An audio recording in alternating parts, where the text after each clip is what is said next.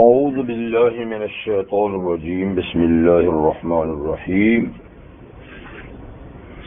وَإِذْ قُلْنَا لِلْمَلَائِكَةِ اسْجُدُوا لِآدَمَ فَسَجَدُوا إِلَّا إِبْلِيسَ كَانَ مِنَ الْجِنِّ فَفَسَقَ عَنْ أَمْرِ رَبِّهِ أَفَتَتَّخِذُونَهُ وَذُرِّيَّتَهُ أَوْلِيَاءَ مِنْ دُونِي وَهُمْ لَكُمْ عَدُوٌّ بئس للظالمین بدلا ما اشهدتم خلق السماوات والارض ولا خلق انفسهم وما كنت متخذ المضلين عضدا ويوم يقول نادوا شركائي الذين زعمتم فدعوهم فلم يستجيبوا لهم وجعلنا بينهم موبقا ورأى المجرمون النار فظنوا أنهم مواقعوها ولم يجدوا عنها مصرفا صدق اللہ العظیم۔ سورۃ الکہف کی آیت نمبر 50 سے 53 تک آیتیں آپ کے سامنے تلاوت کی گئی۔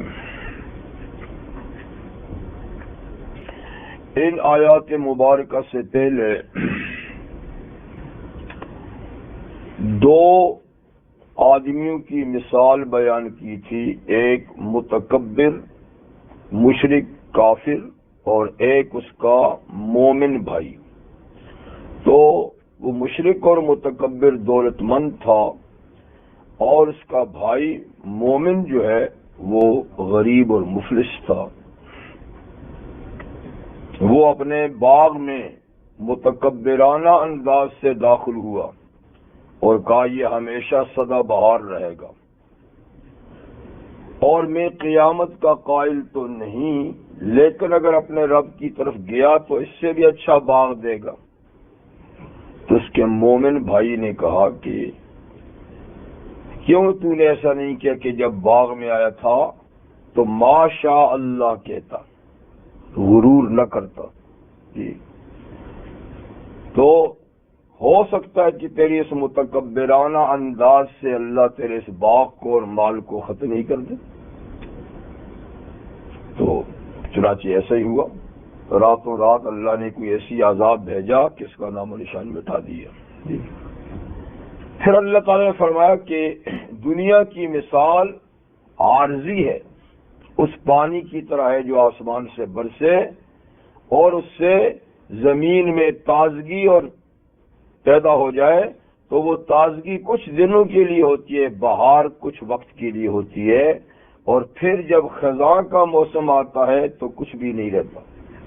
تو دنیا کی مثال بھی ایسی ہے کہ چند روزہ بہار ہے اور اس کے بعد قیامت کی خزاں آنے والی ہے۔ اور یہ بھی پچھلی آیات میں بتایا کہ مال اور اولاد یہ دنیا کی رونق ہے، صرف مال اور اولاد یہ دنیا کی رونق، ساز و سامان، زینت کا باعث ہے۔ آخرت کے لیے تو باقی رہنے والی نیکیاں ہی کارآمد ہوں گی، باقیات الصالحات۔ اور پھر قیامت کا منظر بھی پیش کیا۔ آج جو آیات تلاوت کی گئی ہیں اس میں شیطان کے اللہ کے حکم سے آدم علیہ السلام کو سجدہ نہ کرنے کا ذکر ہے۔ یہ ذکر کئی دفعہ قرآن مجید میں گزرا ہے، تفصیل سے سورہ اعراف میں، اور کچھ اس کا بیان سورۃ البقرہ میں اور سورہ بنی اسرائیل میں، اور پھر یہاں بتانا یہ ہے کہ جس طریقے سے وہ باغ والا مشرک تباہ ہوا تو تباہی کا سبب شرک تھا، اور شرک کا سبب تکبر تھا۔ یعنی جب آدمی میں غرور اور تکبر آ جاتا ہے تو عبداللہ ابن عباس رضی اللہ عنہ فرماتے ہیں کہ یہ ایسی بری بیماری ہے کہ متکبر کو توبہ کی توفیق بھی نہیں ہوتی، متکبر کو توبہ کی توفیق نہیں ہوتی۔ تو وہ تکبر کی وجہ سے مارا گیا۔ تو یا اللہ فرماتے ہیں شیطان بھی تو تکبر کی وجہ سے مارا گیا، شیطان بھی تو تکبر کی وجہ سے مارا گیا۔ تو شیطان یعنی جس کا دوسرا نام ہے ابلیس، جیسے کہ یا اس کا نام ابلیس ہے، الا ابلیس، شیطان کوئی نام نہیں ہے، یہ تو لقب ہے. شیطان نام نہیں ہے کسی کا، اس لیے کہ ہر بری حرکت کرنے والے کو شیطان کہتے ہیں، چاہے آدمی ہے چاہے جن ہے. تو شیاطین الانس والجن ہے نا قرآن میں، شیاطین الانس والجن، جنات میں شیاطین ہیں، پھر انسانوں میں شیاطین ہیں. تو یہ لقب ہے.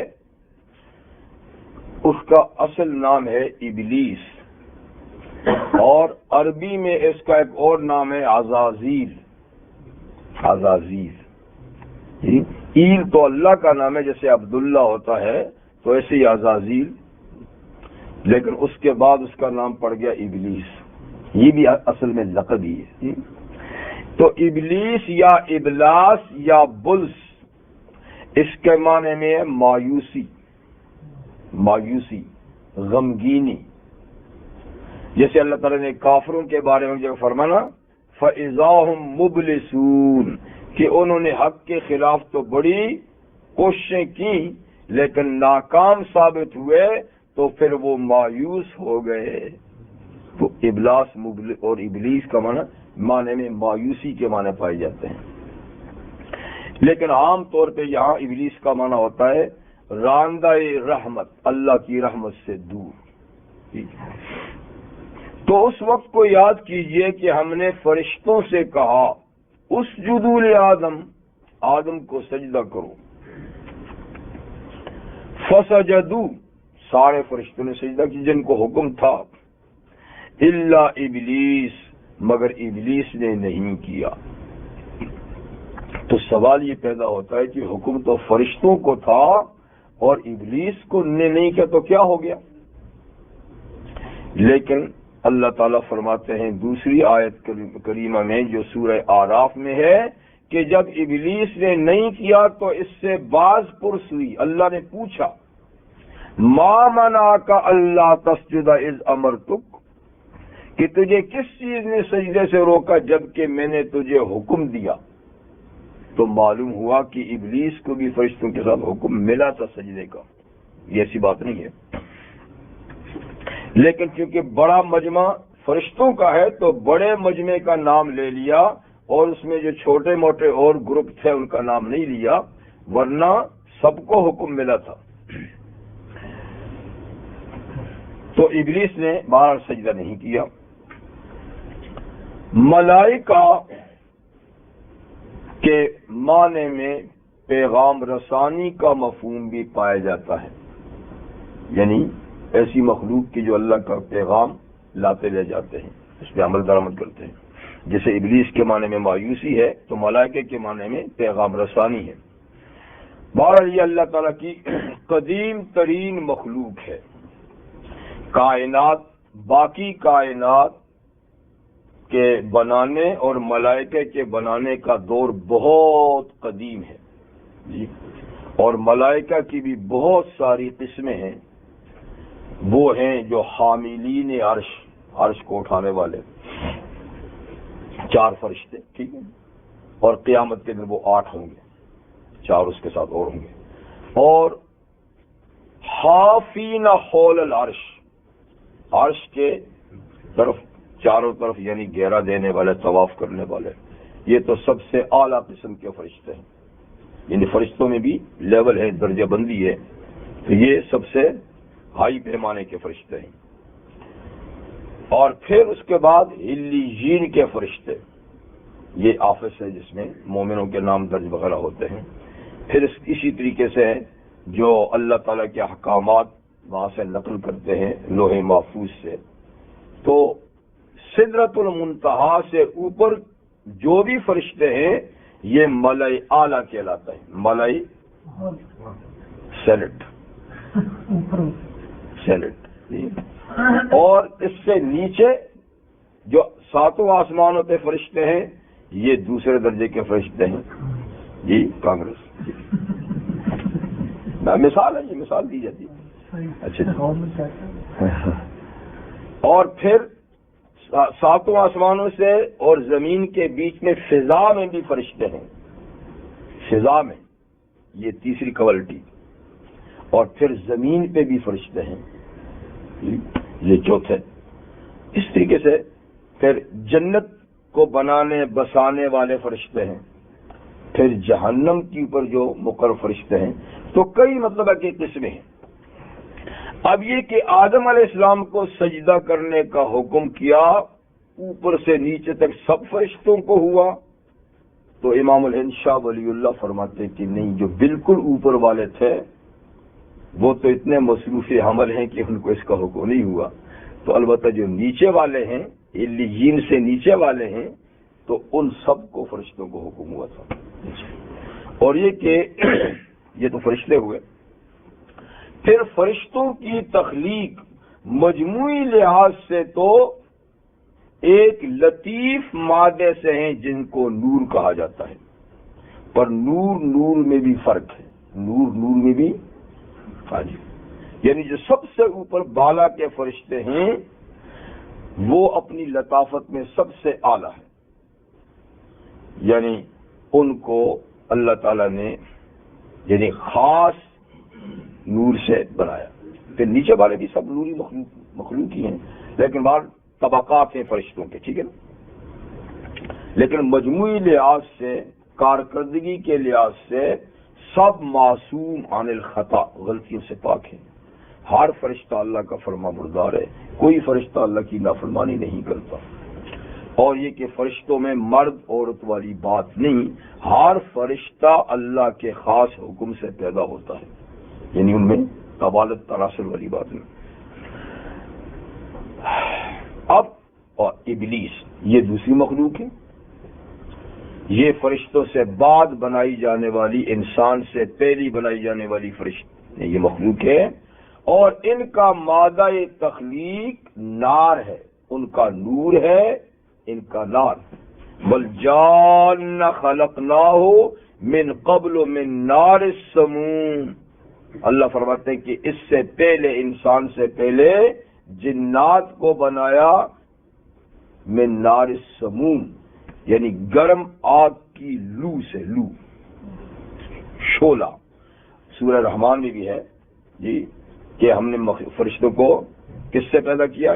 شعلے سے پیدا کیا۔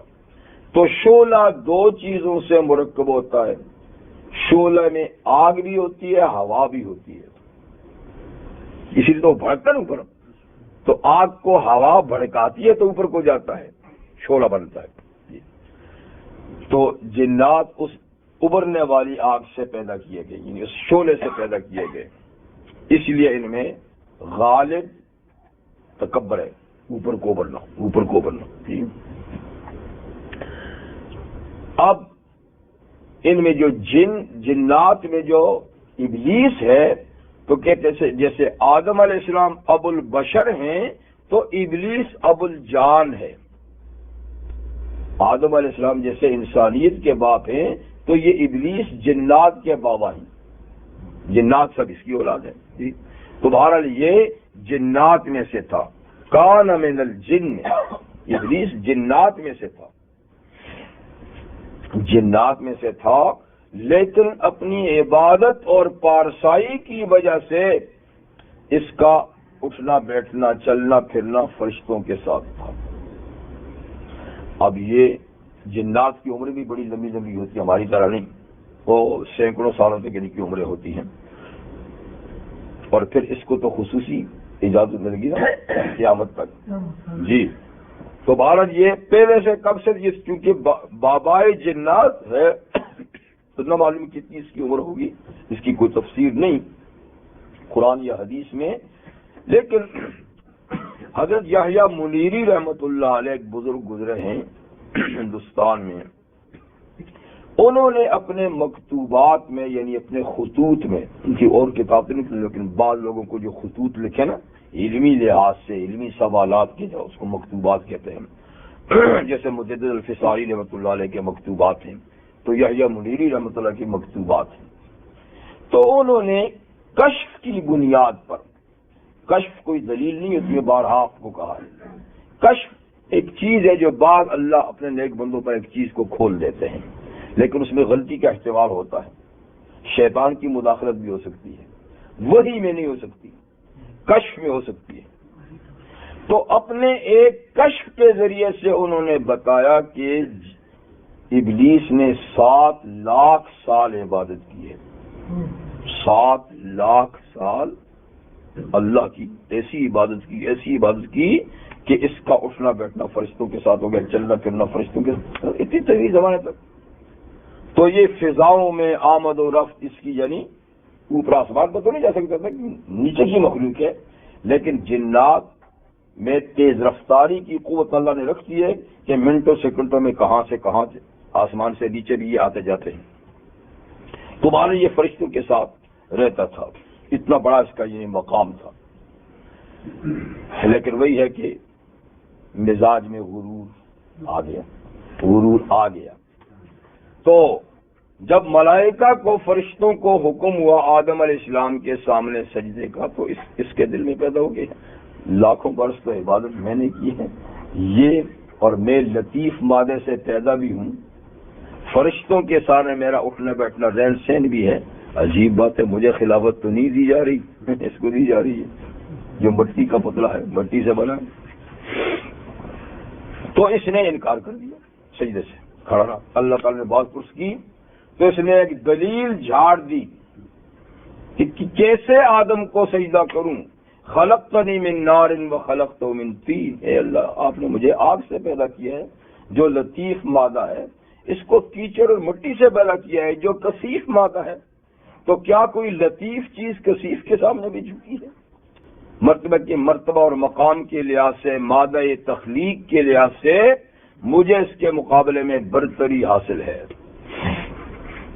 یہاں اس کو بڑی غلطی لگی کہ اس نے مادہ تخلیق یعنی پیدائش کے کریشن کے مٹیریل پہ غور کر کے اس نے فیصلہ کیا، جبکہ فیصلہ کرنا تھا کہ عزت اور ذلت دینے والا اللہ ہے، برتری اور کہتری کمتری اللہ کی طرف سے ہوتی ہے، وہ معمولی مادے کو بڑھا دے تو بڑھا دے اور بڑے سے بڑے مادے تخلیق والے کو گرا دے تو گرا دے، لیکن اس نے صرف مادہ تخلیق پر غور کر کے دلیل نکالی، جبکہ مادہ تخلیق جو ہے وہ وجہ عروج و زوال نہیں، عروج و زوال کی اصل وجہ اللہ کا عروج دینا یا زوال دینا۔ ایک بات تو یہ، اور اہل علم نے یہ نقطہ بھی بیان کیا ہے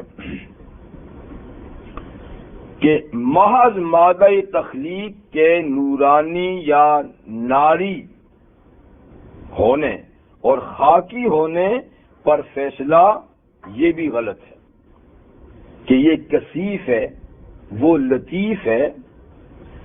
تو اہل علم کہتے ہیں کہ اللہ تعالیٰ کی 2 طرح کی صفات ہیں، دو طرح کی تجلیات ہیں، ایک تجلیات ذاتی ہیں، ایک تجلیات صفاتی ہیں۔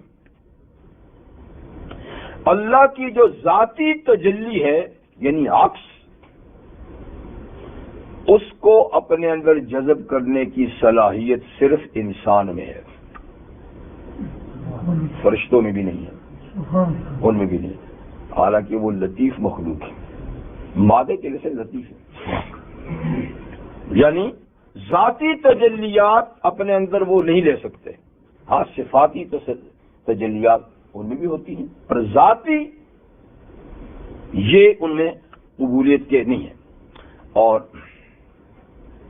پھر اہل علم کہتے ہیں کہ مادہ کثیف کو صرف کثیف ہونے کی وجہ سے کم تر سمجھنا بھی بے وقوفی ہے، اس لیے کہ کثیف چیز جو ہے نا یہی اپنے اندر تجلی کو لے سکتی ہے، لطیف چیز کبھی کسی کی تجلی کو اس میں سے تجلیات نکل جاتی ہیں۔ آپ اس کی مثال، زمین کثیف ہے، ٹھیک ہے نا، ہمارا وعدہ بھی یہی ہے، ہم بھی خاکی، سورج کا عکس، لیکن سورج کروڑوں میل دور ہے، اور ہمارے اور سورج کے درمیان بہت فاصلہ ہے، اور یہ پورا فاصلہ جو ہمیں خالی نظر آ رہا ہے یہ خالی نہیں ہے، یہ بھرا ہوا ہے، اور اس میں کیا بھری ہوئی ہے؟ ہوا بھری ہوئی ہے، ہوا بھری ہوئی ہے۔ ہوا لطیف ہے، خود ہوا کا مادہ بھی لطیف ہے، نظر نہیں آتی، جن نظر نہیں آتے، فرشتے نظر نہیں آتے، ہوا نظر نہیں آتی، ہمیں تو خالی نظر آ رہا ہے پر سب ہوا بھری ہوئی ہے. لیکن ہوا کا مادہ لطیف ہے تو سورج کی تجلی کو وہ کنٹرول نہیں کر سکتی، نہیں روک سکتی. سورج کی تجلی اس سے نکل کر آ رہی ہے لیکن زمین اس کو روک دیتی ہے. اس لیے سورج کی چمک ہوا میں ظاہر نہیں ہو رہی، زمین پہ نظر آ رہی ہے، درختوں پہ نظر آ رہی ہے.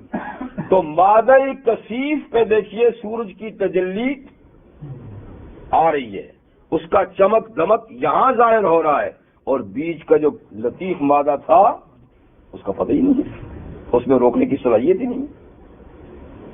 تو اسی طرح اللہ تعالیٰ کی ذاتی تجلیات اگر کوئی مخلوق اپنے اندر سمیٹ سکتی ہے، اگر سمیٹے تو سمیٹ سکتی ہے تو صرف انسان ہے، نہ ملائکہ سمیٹ سکتے ہیں نہ جنات سمیٹ سکتے ہیں. ٹھیک ہے. اسی کو مرزا غالب نے اپنے ایک شعر میں کہا ہے، اگر اس نے کسی اور لفظ سے کہا لیکن بات یہ ہے، کہتے ہیں لطافت بے کثافت جلوہ پیدا کر نہیں سکتی. لطافت بے کثافت جلوہ پیدا کر نہیں سکتی. چمن زنگار ہے رونق باد بہاری کا. چمن باغ، چمن زنگار ہے رونق باد بہاری کا. پتہ نہیں پڑا کچھ، بالکل نہیں پڑا. اردو ہے بھائی، تو اردو میں بھی بہت ایسی چیزیں پہلے نہیں پڑتی. تو مقصد کہنے کا اس کا یہ ہے، وہ کہتے ہیں لطیف چیز ہے، لطیف وہ اپنا جلوہ ظاہر کرنے میں کثیف کی محتاج ہوتی ہے. کثیف پر لطیف چیز کا جلوہ پڑے تو جلوہ نظر آتا ہے. تو لطافت بے کثافت، لطافت کثافت کے بغیر اپنا جلوہ ظاہر نہیں کر سکتی. ٹھیک ہے نا. وہ جب کسی کثیف چیز پہ پڑے گی تو جلوہ نظر آئے گا. یہ لائٹ کثیف چیز پہ پڑتی ہے، دیکھا روشنی نظر آتی ہے نا. اگر بیچ میں یہ کثیف چیز نہ ہو، موٹی چیز نہ ہو، یہاں بھی نورانی واحد ہو تو کچھ بھی نہیں. اس کی مثال ایسے ہے جیسے کہ شیشہ، جان رہے یہ کانچ سامنے والا، یہ اسی طریقے سے ہے نا. تو اس میں کوئی چیز نظر نہیں آتی، ادھر چیز نظر نہیں آتی، وہ پار ہو جاتی ہے.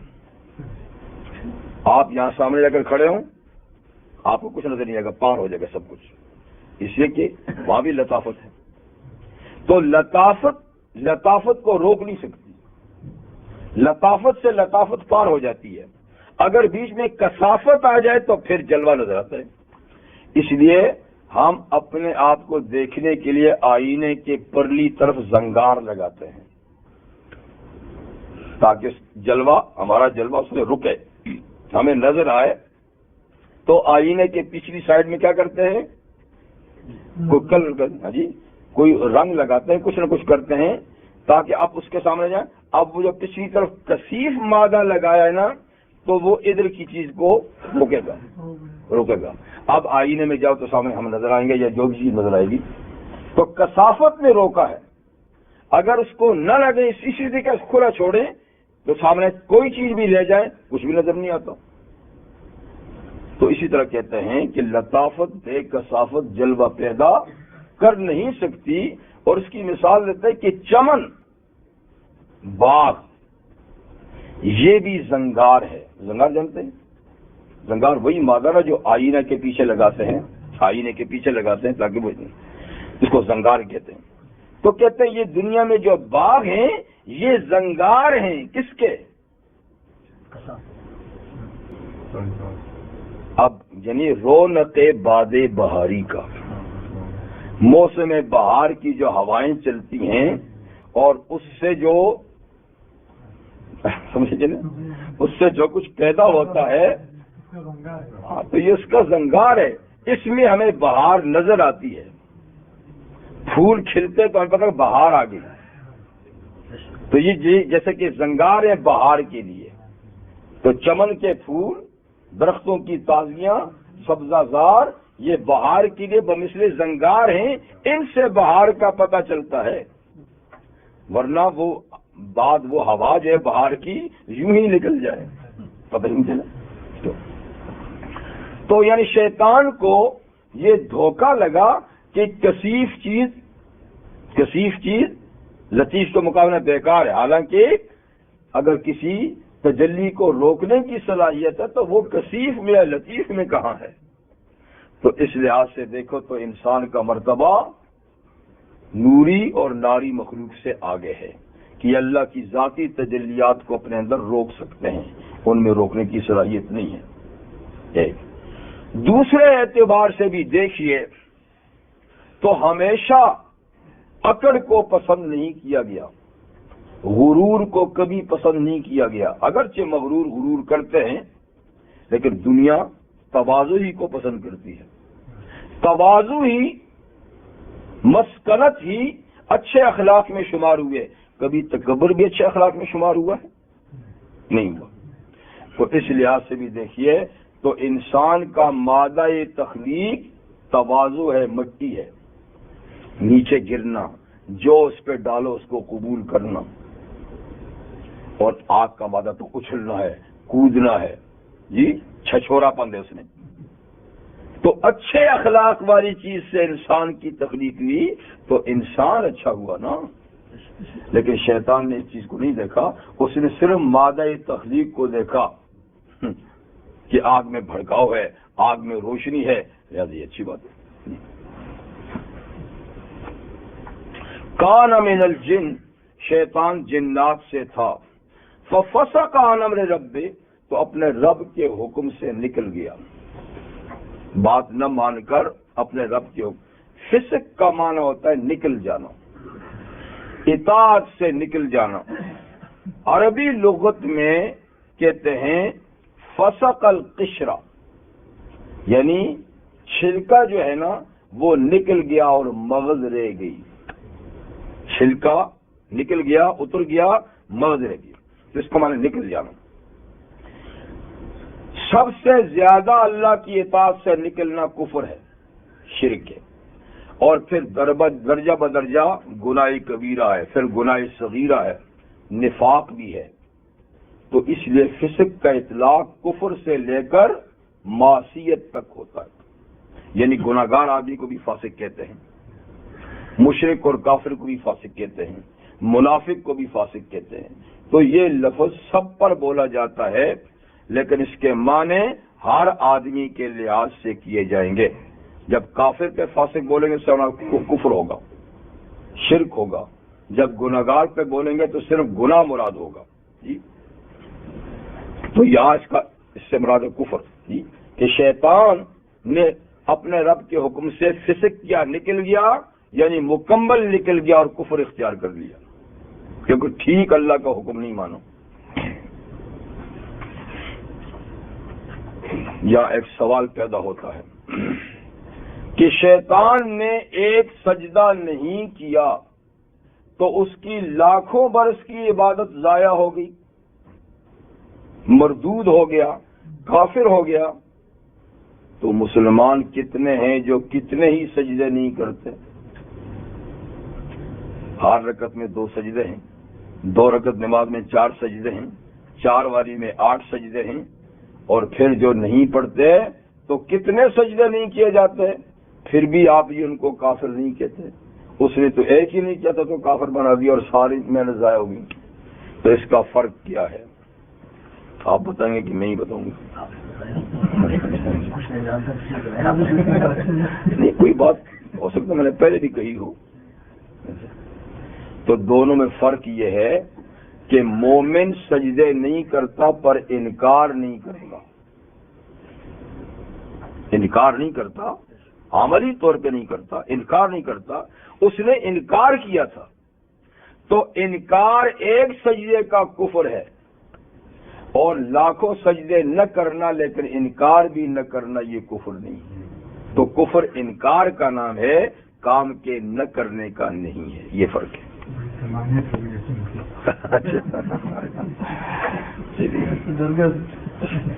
اچھا ڈر گیا، لیکن بہرحال چھوڑنے تو نہیں چاہیے نا، یعنی یہ کہ کافر تو نہیں ہوتا آدمی، لیکن یہ تو حضور نے فرمایا نا کہ نماز کا قصدن چھوڑنا آدمی کو کفر کے قریب پہنچا دیتا ہے، تو کسی وقت بھی جھٹکا لگ سکتا ہے بھول جانے کا۔ تو یہ تو کام ہوا شیطان کا کہ اپنے رب کے حکم سے ایک سجدے کا انکار کر کے نکل گیا۔ اب اللہ تعالیٰ فرماتا ہے افتتخذونہ وذریتہ اولیاء من دونی، کیا تم اس کو اور اس کی نسل کو دوست بناتے ہو مجھے چھوڑ کر، مجھے چھوڑ کر اس کو اور اس کی نسل کو دوست بناتے ہو، یعنی کتنے ظلم کی بات ہے، جو میرا نافرمان ہے وہ تمہارا دوست ہے۔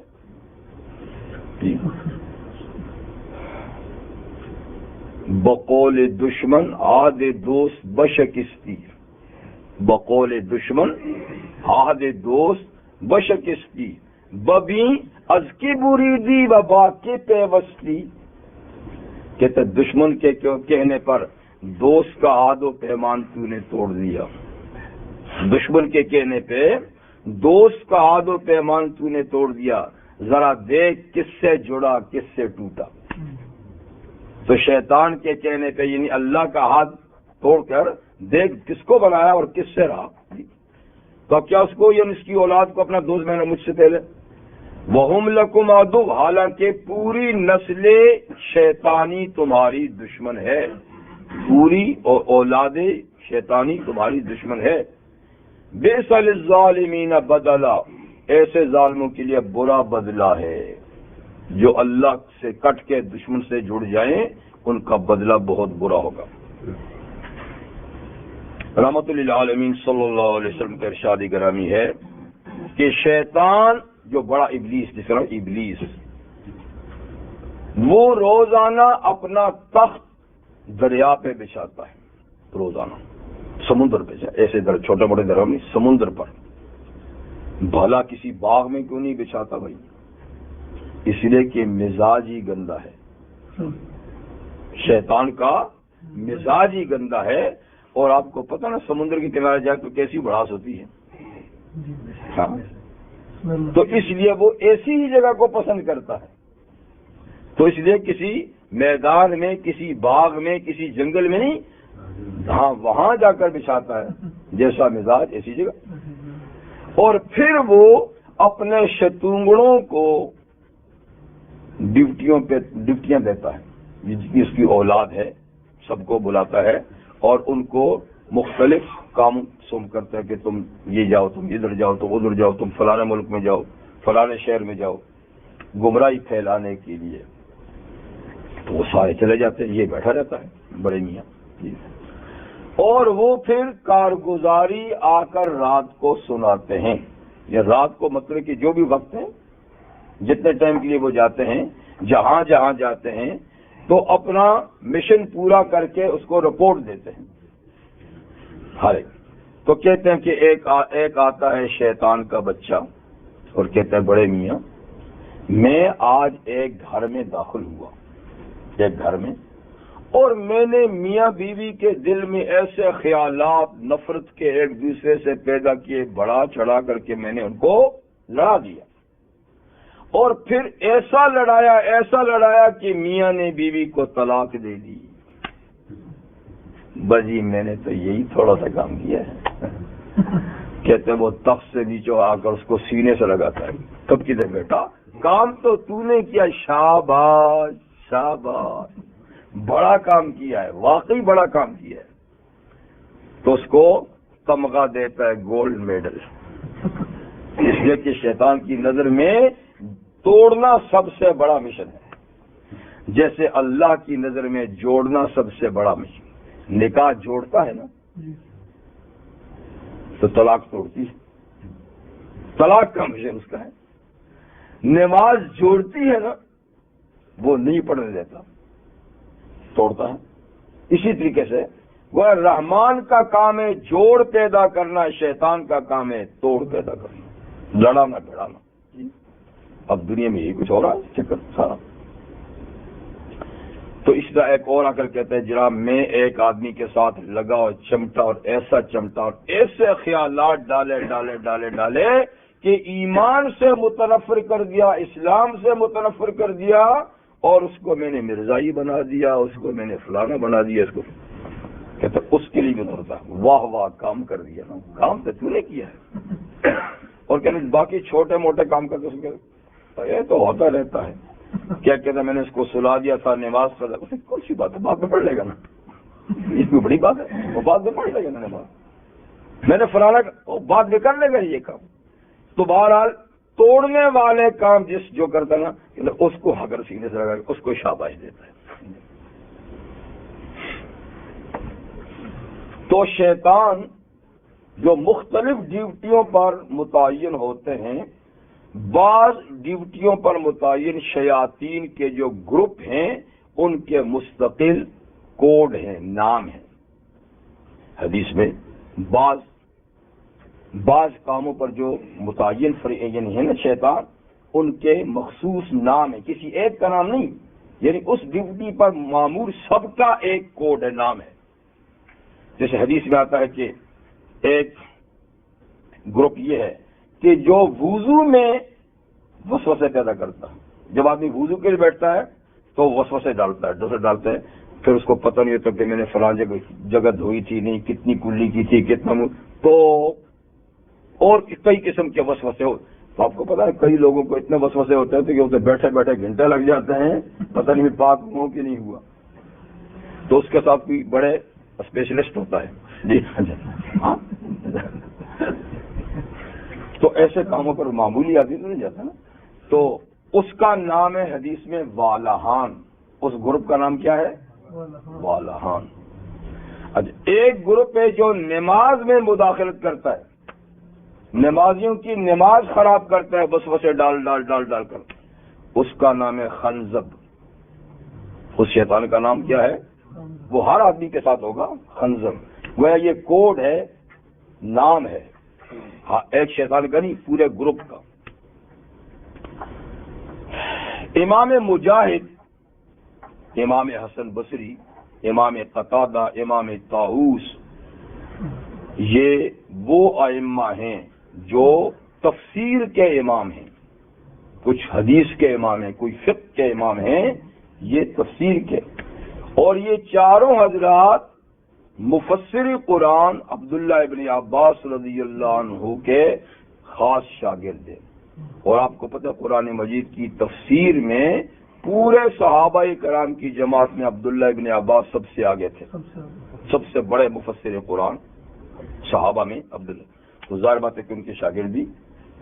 تو ان میں امام مجاہد کہتے ہیں کہ میں نے 30 مرتبہ عبداللہ ابن عباس سے تفسیر پڑھی ہے، 30 مرتبہ۔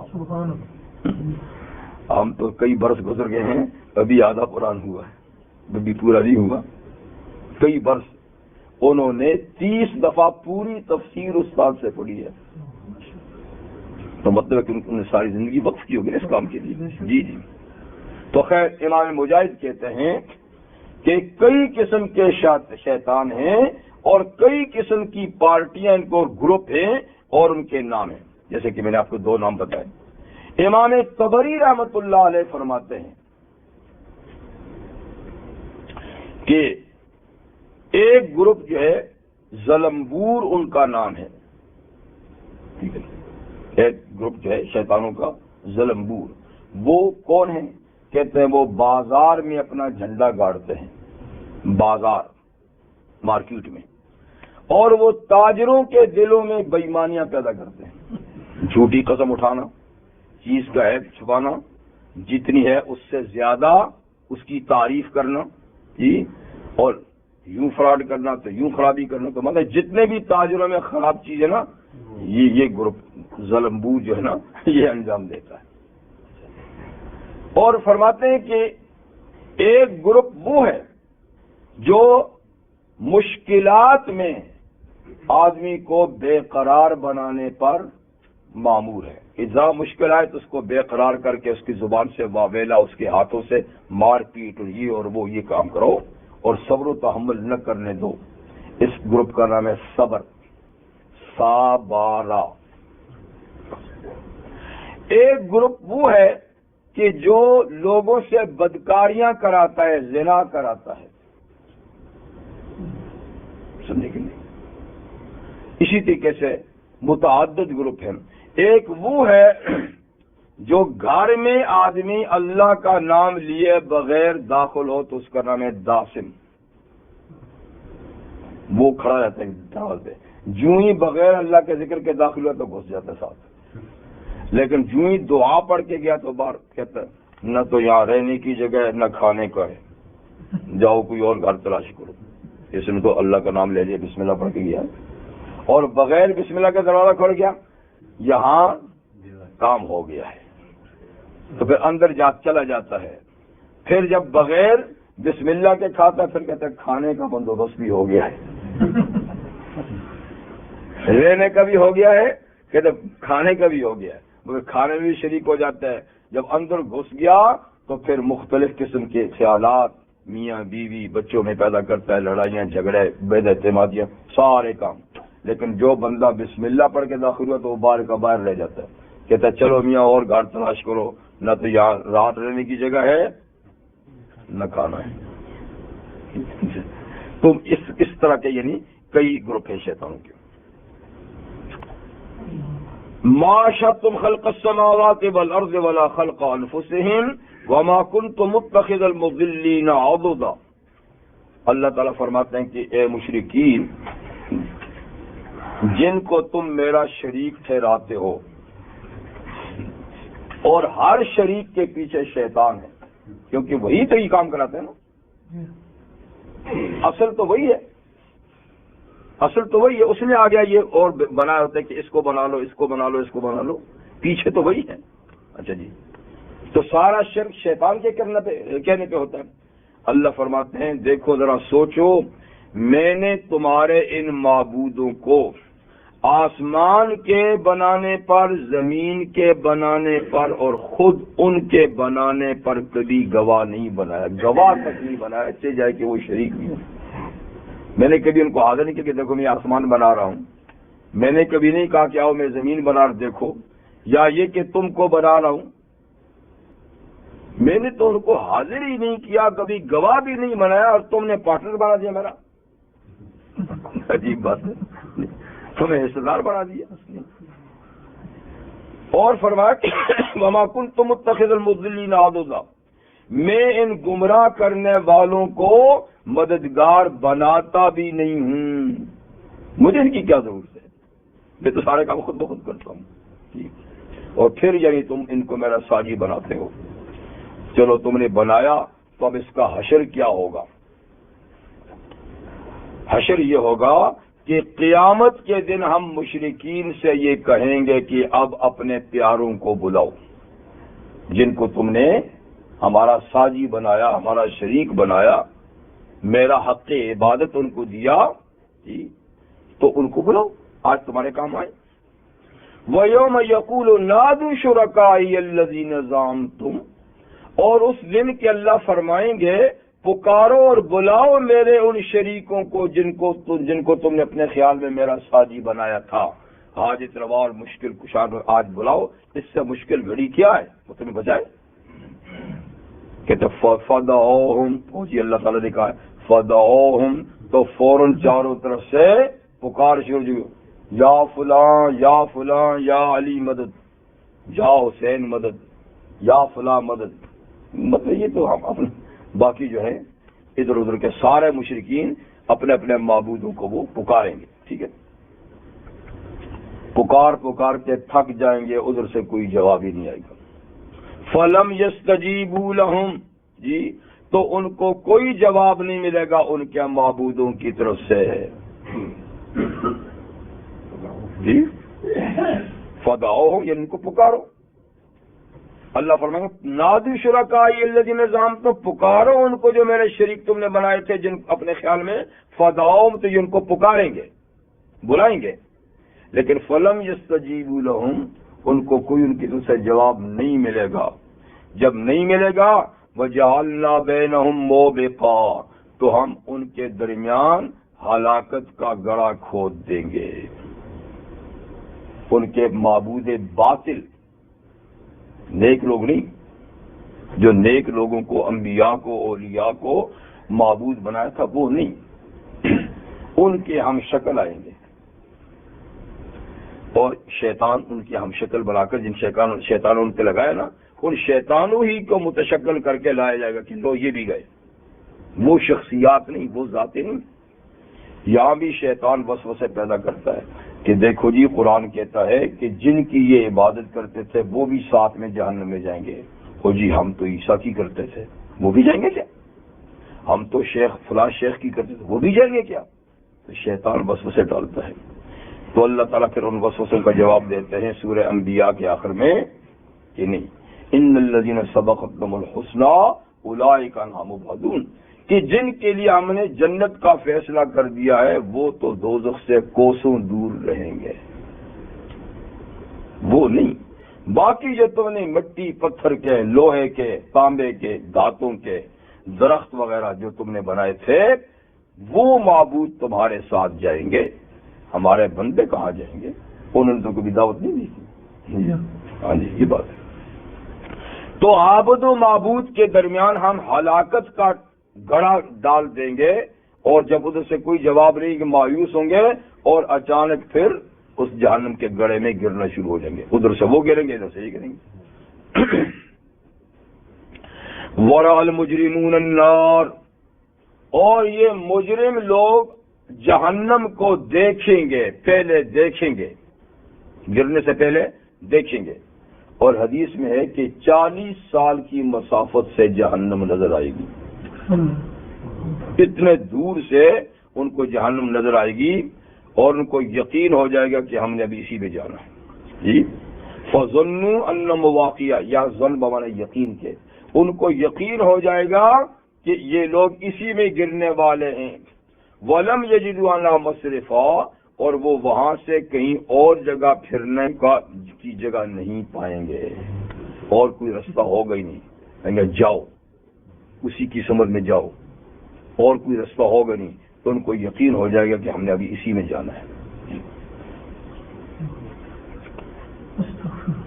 قرآن حکیم کے بارے میں اس صورت میں 2 دفعہ پہلے ذکر آ چکا ہے، ایک شروع میں الحمدللہ الذی انزل علی عبدہ الکتاب ولم یجعل لہ عوجا، اور ایک اصحاب کہف کا واقعہ ختم ہونے کے بعد اتل ما اوحی الیک من کتاب ربک لا مبدل لکلماتہ، کہ جو آپ کی طرف سے آپ کے رب کی کتاب نازل ہو رہی ہے اس کی تلاوت کریں، اور یہ ایسی کتاب ہے کہ اس کے کلمات اور احکامات کو کوئی بدلنے والا نہیں ہے، ایسی کتاب ہے۔ ٹھیک، اب یہ 3ری مرتبہ پھر قرآن کا ذکر آ رہا ہے۔ وَلَقَدْ صَرَّفْنَا فِي هَذَا الْقُرْآنِ لِلنَّاسِ مِنْ كُلِّ مَثَلٍ، دیکھو ہم نے پھرا کر بار بار اس قرآن میں لوگوں کے لیے ہر طرح کی مثالیں بیان کر دی، یعنی ایک دفعہ نہیں، ایک ایک بات کو بار بار پھرا کر بیان کر دیا، ہر قسم کی مثال، ہدایت کی، گمراہی کی، سب۔ لیکن وَكَانَ الْإِنسَانُ أَكْثَرَ شَيْءٍ جَدَلًا، انسان اکثر چیزوں میں جھگڑالو واقعہ ہوا ہے۔ تو ہم نے تو ایک ایک بات کو کھول کر بار بار ذکر کیا، بار بار دلائل قدرت، احکامات، لیکن انسان پھر بھی اکثر چیزوں میں جھگڑالو واقعہ ہوا ہے، اور کہتے یہ نہیں ہو سکتا، یہ نہیں ہو سکتا، یہ کیوں ہے، کیسا ہے، وغیرہ وغیرہ۔ اس سے مراد تو کافر انسانی ہے جو اللہ تعالیٰ کی کتاب کے اندر جھگڑا کرتا ہے۔ لیکن اس سلسلے میں ایک واقعہ حضرت علی رضی اللہ عنہ کا بھی ہے کہ نبی کریم صلی اللہ علیہ وسلم ایک دفعہ شام کے وقت ان کے گھر تشریف لگے، تو وہ سو رہے تھے، حضرت فاطمہ بھی سو رہے تھے، تو انہوں نے فرمایا کہ تم لوگ رات کو نماز کیوں نہیں پڑھتے، یعنی تہجد کی نماز پڑھا کرو، رات تہجد کی نماز تم لوگ کیوں نہیں پڑھتے، پڑھا کرو۔ تو حضرت علی کی زبان سے بات صحیح تھی، غلط نہیں تھی، لیکن بس وہ انداز ایسا تھا کہ حضور کو پسند نہیں آیا۔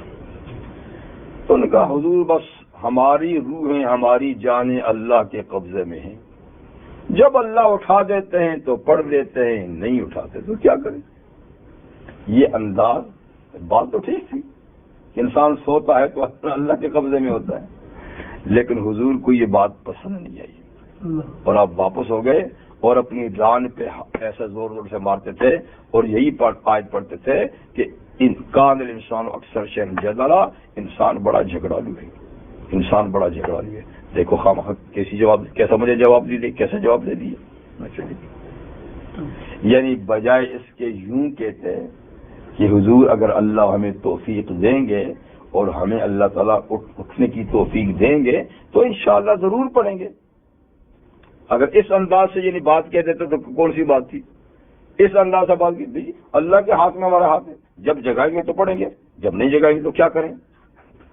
یہ انداز ٹھیک نہیں، بات تو وہی ہے۔ تو بسا اوقات بات تو ٹھیک ہوتی ہے لیکن انداز بیان غلط ہوتا ہے، ٹھیک ہے نا؟ تو بہرحال کافر جو ہے، یعنی ہم نے تو پوری وضاحت سے ہر چیز بار بار بیان کی، لیکن وہ اکثر چیزوں میں پھر بھی جھگڑے ہی ڈالتے ہیں، اکثر چیز پھر بھی جھگڑ ڈالتے ہیں۔ وَمَا مَنَعَ النَّاسَ أَن يُؤْمِنُوا إِذْ جَاءَهُمُ الْهُدَىٰ وَيَسْتَغْفِرُوا رَبَّهُمْ إِلَّا أَن تَأْتِيَهُمْ سُنَّةُ الْأَوَّلِينَ وَيَأْتِيَهُمُ الْعَذَابُ قُبُولًا۔ فرماتے ہیں کہ ہم نے ہدایت کی باتیں وضاحت سے بیان کر دی اور بار بار بیان کر دی، جس میں صلاحیت ہے وہ قبول کرتے، جن میں صلاحیت نہیں ہے تو نہیں قبول کرتے۔ لیکن یہ لوگ جو ایمان نہیں لاتے تو کس چیز نے ان کو ایمان سے روکا ہے؟ تو اللہ فرماتے ہیں کہ نہیں روکا لوگوں کو ان یؤمنوا ایمان لانے سے، مگر اس بات نے روکا ہے ہمیشہ اس بات سے روکا ہے۔ اور کب؟ جب ان کے پاس ہدایت کی بات آئی تو ان کو ایمان لانے سے کس چیز نے روکا؟ اس چیز نے روکا۔ اور ایمان کے علاوہ اور کس چیز سے؟ یستغفروا ربہم، کہ اپنے رب سے معافی مانگے۔ یعنی دو چیزیں ہیں، ایک ایمان لانا، ایک استغفار کرنا۔ ایمان لانا تو ایک نئی بات شروع ہو جائے گی نا، استغفار پچھلے گناہوں پہ کہ پیچھے کفر کے زمانے میں ہم سے جو غلطیاں اللہ ان کو معاف فرما، اور ایمان کے بعد اب تو لائن ہی چینج ہوگی، ٹھیک ہے؟ تو ان دونوں کاموں سے کہ ایمان لائیں، پچھلے خطاؤں پہ استغفار کریں، اس چیز سے لوگوں کو کسی اور چیز نے نہیں روکا سوائے اس بات کے الا ان تاتیم سنت الاولین اور یاتیم العذاب قبولا، مگر اس چیز نے روکا کہ ان کے پاس پہلے لوگوں کا جو طریقہ کار تھا وہ آئے، یا یہ کہ ان کے سامنے عذاب آئے۔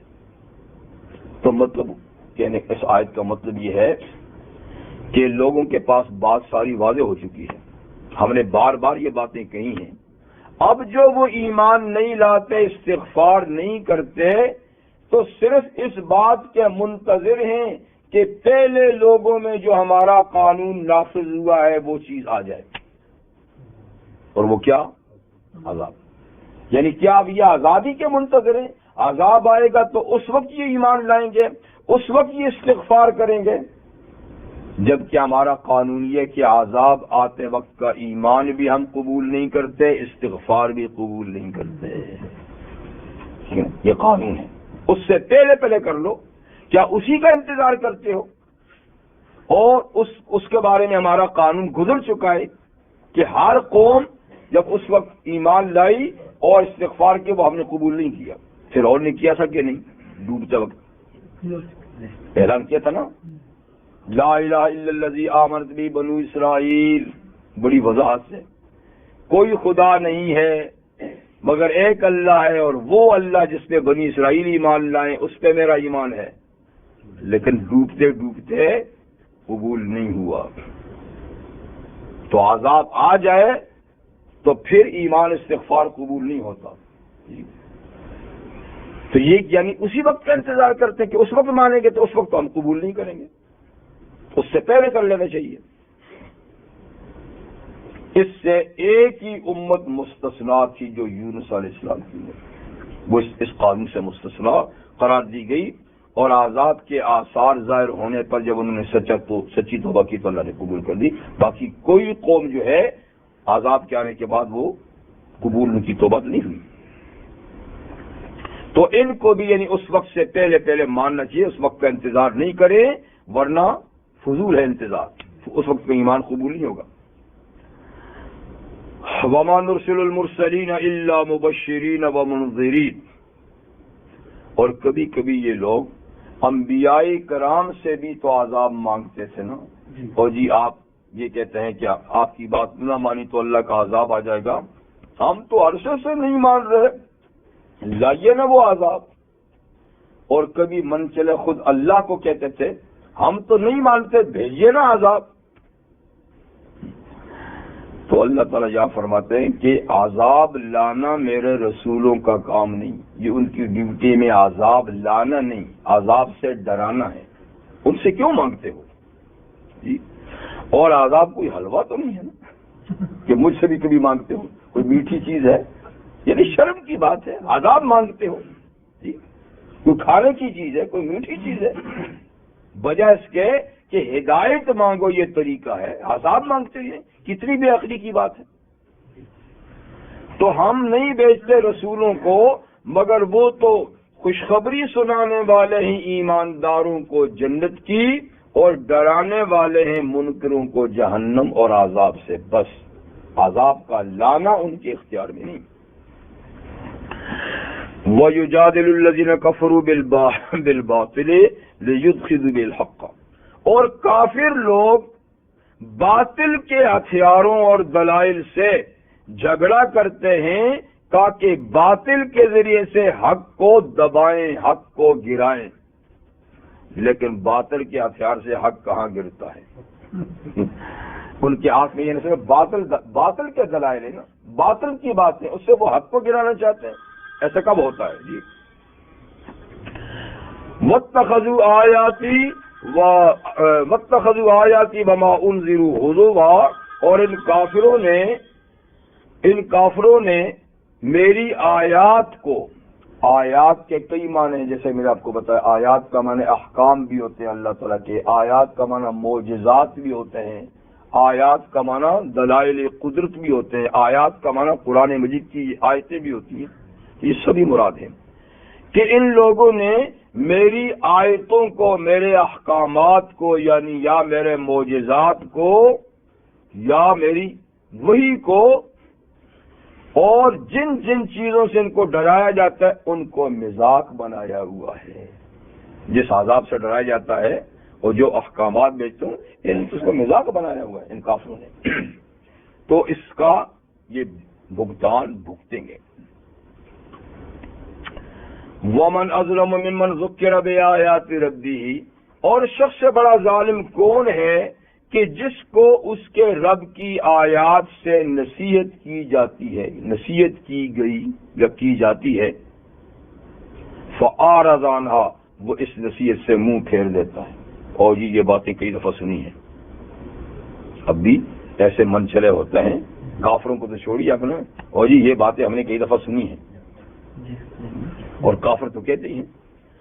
تو اس سے بڑا ظالم کون ہے؟ یعنی یہ بڑا ظالم آدمی ہے کہ جس کو رب کی آیات پڑھ کے نصیحت کی جائے اور اس سے منہ پھیر لے.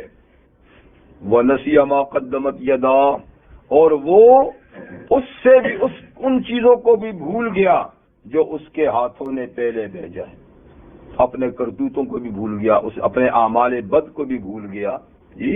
اور اب جب نصیحت آتی ہے تو اس سے بھی منہ پھیر دیتا ہے، اور جو کچھ اس نے کیے ہیں ان کو بھی بھول گیا. تو اِنَّا جَعَلْنَا عَلَىٰ قُلُوبِهِمْ أَكِنَّةً أَن يَفْقَهُوهُ. ہم بھی پھر ایسوں کے دلوں پر مہر لگا دیتے ہیں. اکنہ بھی کہتے ہیں اصل میں مہر کو، ختم بھی کہتے ہیں. اکنہ کا معنی بھی یعنی داغ لگا دینا، کوئی ڈاٹ لگا دینا جی. ان یفقہو کا معنی لئلا یفقہو ہو. تو ہم بھی ان کے دلوں پہ ڈاٹ لگا دیتے ہیں یا مور لگا دیتے ہیں تاکہ وہ اب نہ سمجھ سکیں، یعنی سمجھنے کی صلاحیت ان کی ہم بھی ختم کر دیتے ہیں، اور ان کے کانوں میں بھی بوجھ ڈال دیتے ہیں تاکہ اب وہ نہ سن سکیں۔ تو جب دل بھی گئے اور کان بھی، تو اب حال یہ ہے کہ ان تدعو للہدی، اگر آپ ان کو ہدایت کی طرف دعوت دیں، فلن یہتدوا اذا ابدا، تو پھر وہ کبھی بھی ہدایت نہیں حاصل کر سکتے، کیونکہ ہدایت کے جو اسباب ہیں وہ دل ہے، کان ہیں، آنکھیں ہیں۔ آنکھوں سے آدمی دیکھ کے ہدایت حاصل کرتا ہے، کانوں سے کچھ بات سن کر، اور دل سے سوچ سمجھ کر۔ جب یہ تینوں ہی ناکارہ، یہاں دو کے ناکارہ کا ذکر کیا نا، تو دوسری جگہ میں تینوں کے ناکارہ کا ذکر ہے۔ جب یہ تینوں ناکارہ ہو جائیں تو اسباب ہدایت ختم ہو جاتے ہیں، ٹھیک ہے؟ تو پھر کبھی انسان کو ہدایت نہیں مل سکتی۔ اب جب ہدایت کی صلاحیت ختم ہو گئی اور جب ہدایت نہیں مل سکتی، تو اب تو چاہیے یہ کہ ان کو ختم ہی کر دیا جائے۔ تو یعنی تقاضا تو یہی تھا کہ ان کو ختم کر دیا جائے، لیکن ربک الغفور ذو الرحمہ، آپ کا رب جو ہے وہ بخشنے والا اور مہربان ہے، تو اس کی بخشش اور مہربانی کا تقاضا ہے کہ ان کو پھر بھی سوچنے سمجھنے کا وقت دیا جائے۔ تو اللہ تعالیٰ کے ہاں ایک قانون مہلت کا، وقت دینے کا، سوچنے سمجھنے کا۔ اللہ کسی مجرم کو جلد سزا نہیں دیتے فوری جرم کے اور فوری پکڑ لی جائے، بلکہ کافی ٹائم سوچنے سمجھنے کے لیے دیتے ہیں۔ لیکن کافر سمجھتے ہیں کہ شاید ہمارا کام ہی ٹھیک ہے، پسند نہیں، اس لیے کچھ نہیں کہتے۔ ہوتا یہ نہیں ہے، ہوتا یہ کہ اللہ مہلت دیتے ہیں، وہ سمجھتے ہیں کہ نہیں یہ میرا کام ہی ٹھیک ہے۔ جیسے قرآن مجید میں آتا نا، کہتے تھے لو شاء اللہ ما شرکنا ولا آباؤنا، جی ہم تو 50 60 100 200 سال سے یہ کام کرتے چلے آئے ہیں، 400 سال سے کرتے آئے ہیں، ہمارے باپ دادا بھی شرک کرتے آئے ہیں، اگر اللہ چاہتے تو ہم نہ کرتے نا۔ اب تک تو اللہ تعالیٰ نے کچھ نہیں کہا، مندر بھی بنا رہے ہیں، بت بھی بنا رہے ہیں، سب کچھ کر رہے ہیں، شاندار مندر بنا رہے ہیں، شاندار بت بنا رہے ہیں۔ دیکھو جی، اگر وہ راضی نہ ہوتے تو ہمارا ہاتھ پکڑ لیتے نا۔ تو ہم جو اتنے عرصے سے کر رہے ہیں تو گویا اس کی مرضی ہے، یہ ٹھیک ہے، حالانکہ یہ اللہ کی طرف سے مہلت ہوتی ہے، وقت ہوتا ہے کہ دیکھو اب بھی سوچو سمجھو، اب بھی سوچو جی۔ لو یؤاخذ بما کسبوا، جی اگر اللہ تعالیٰ فوراً پکڑتے ہیں لوگوں کو اس پر جو یہ انہوں نے کیا ہے، تو لعجل لهم العذاب، پھر عذاب جلدی بھیج دیتے پکڑنے کا، لیکن ایسا نہیں کرتے۔ بل لهم موعد، بلکہ اللہ نے ہر مجرم کے لیے ایک وقت مقرر کیا ہوا ہے۔ موعد وعدے کی جگہ، ٹائم، کہ اس وقت تک اس کو میں وقت دوں گا۔ موعد لن یجدوا من دونہ موئلا، کہ پھر ہرگز بھی یہ نہیں پائیں گے اس سے کوئی جائے پناہ۔ جب وہ ٹھیک وقت آ جائے گا تو پھر عذاب سے بچنے کے لیے کوئی جائے پناہ نہیں ملے گی، وہ ٹھیک اس وقت پہ آ جائے گا۔ تو بات اصل میں مہلت دینے کی ہے، وقت دینے کی ہے، جس سے یہ غلط فائدہ اٹھا رہے ہیں، اور اس مہلت کو یہ ہماری یعنی رضا سمجھ رہے ہیں کہ ہم تو اتنے عرصے سے یہ کام رسم و رواج کی کر رہے ہیں، اتنے عرصے سے ہم مناتے چلے آ رہے ہیں، مناؤ، جب ٹائم آئے گا تو پھر دیکھ لیں گے، اوپر سے بم پڑے گا، منانا پھر۔ لیکن ہم تو اتنے ڈھیٹ ہیں کہ بم پڑ کے بھی مناتے ہیں اس کو، ہاں پھر بھی نہیں سدرتے۔ اب اللہ کی طرف سے سروس تو ہو رہی ہے نا، ہمارے گناہوں کی وجہ سے ہم تو دوسروں کو بات ہی نہیں کیجیے نا، ان کی مہلت کے دن ذرا زیادہ ہیں، اس لیے ان کو بھگتنا بھی زیادہ ہے نا، تو ان لوگوں کے لیے مہلت زیادہ ہے، ہمارے لیے کم رکھی ہے، اس لیے کہ سدھرو، جلدی سدھرو، جلدی سمجھو، لیکن ہم بھی ان کی طرح بگڑے ہوئے ہیں، کہتے کوئی بات نہیں، یہ سب ٹھیک ہو رہا ہے اور پٹائی بھی ہو رہی ہے لیکن ہم پھر بھی نہیں سدھر۔ بولو موعدن، بلکہ یعنی سب کے لیے ایک وعدے کا وقت ہے کہ ہرگز بھی یہ نہیں پائیں گے اس سے آگے موئلہ جائے پناہ۔ اللہ تعالیٰ یہاں اگلی آخری آیت میں فرماتے ہیں کہ یہ یوں ہی کہنے یا ڈرانے کی بات نہیں ہے، تاریخ کے ورق الٹ کے دیکھ لو، ہسٹری میں دیکھ لو جی۔ وَتِلْكَ الْقُرَىٰ، یہ بستیاں، یہ شہر، قریٰ قریہ کی جمع ہے اور قریہ اصل میں ٹاؤن جیسی بستی کو کہتے ہیں، سٹی کو نہیں، لیکن قرآن مجید نے سٹی کے لیے بھی قریٰ کا لفظ استعمال ہے، یعنی چھوٹی بستی ہو یا بڑا شہر ہو سب کے لیے قریٰ کا لفظ دی۔